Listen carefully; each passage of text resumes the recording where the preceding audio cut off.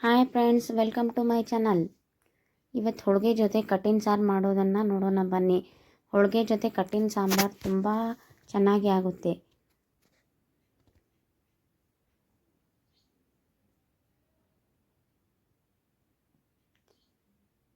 ಮಾಡಲು ಬೇಕಾಗುವ ಸಾಮಗ್ರಿಗಳು: ಈರುಳ್ಳಿ, ಬೆಳ್ಳುಳ್ಳಿ, ಶುಂಠಿ, ಹಸಿಮೆಣಸಿನ್ಕಾಯಿ, ದಾಲ್ಚಿನ್ನಿ,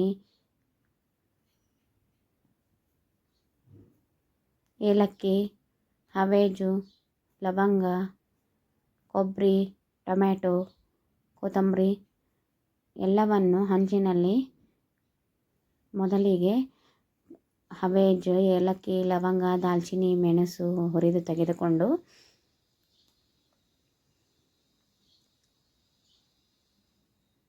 ಸ್ವಲ್ಪ ಕಲರ್ ಕೆಂಪಾಗಬೇಕು. ನಂತರ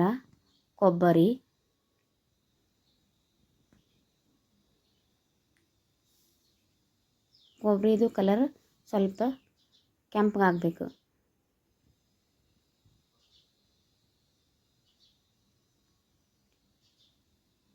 ಈ ಕೆಂಪಗಾಗಿದೆ ತೆಗೆದು ನಂತರ ಉಳ್ಳಾಗಡ್ಡಿ,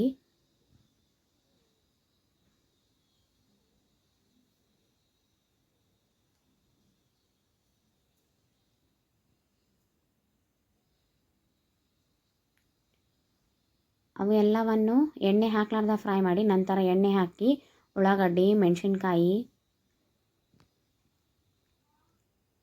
ಬೆಳ್ಳುಳ್ಳಿ,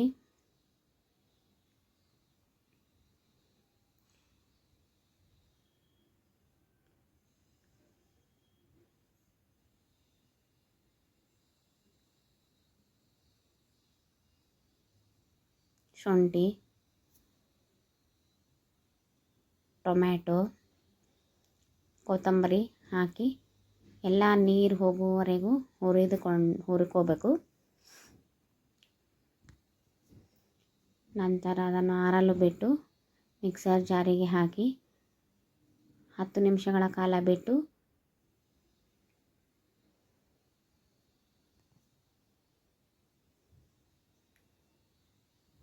ರುಬ್ಕೋಬೇಕು.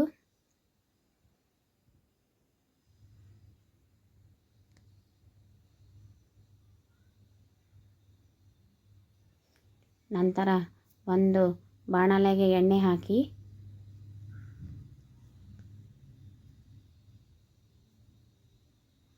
ಎಣ್ಣೆ ಕುದಿಯಲು ಆರಂಭಿಸಿದಾಗ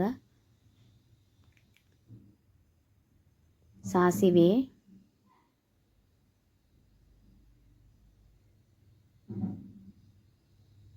ಜೀರಿಗೆ, ಸಾಸಿವೆ ಜೀರಿಗೆ ಚಟಪಟ ಅಂದ ಮೇಲೆ ಬೆಳ್ಳುಳ್ಳಿ, ಕರಿಬೇವು,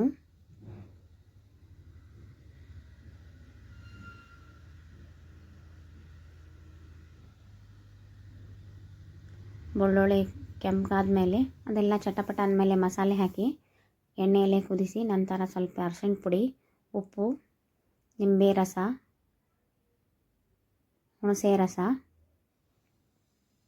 ಹಾಕಿ ಎಣ್ಣೆಯಲ್ಲಿ ಕುದಿಸಿ ಮಸಾಲೆ ಕುದ್ದು ಎಣ್ಣೆ ಮೇಲೆ ಬರೋ ತನಕ ಕುದಿಸ್ಕೋಬೇಕು.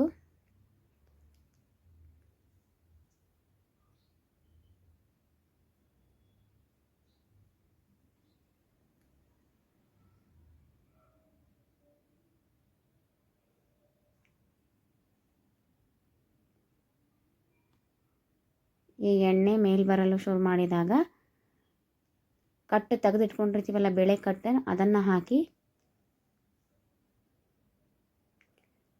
ಕುದಿಸಬೇಕು.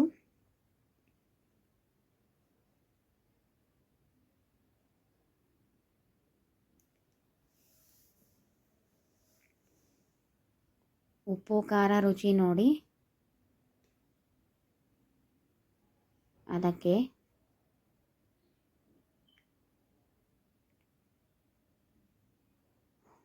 ಮತ್ತೆ ಸ್ವಲ್ಪ ಹುಣಸೆ ರಸ,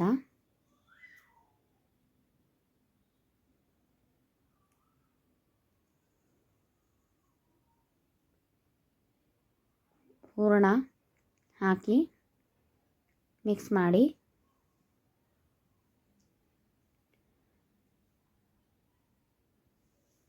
ಕುದಿಸಬೇಕು.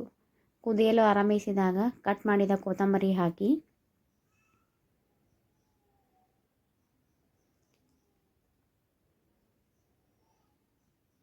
ಜಾಸ್ತಿ ಕುದಿಸ್ಬೇಕು. ಎಷ್ಟು ಕುದಿಸ್ತೀವಿ ಅಷ್ಟು ರುಚಿ ಚೆನ್ನಾಗಿ ಬರುತ್ತದೆ.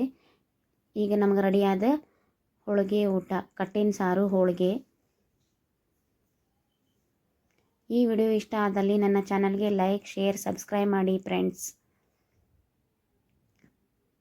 Thanks for watching.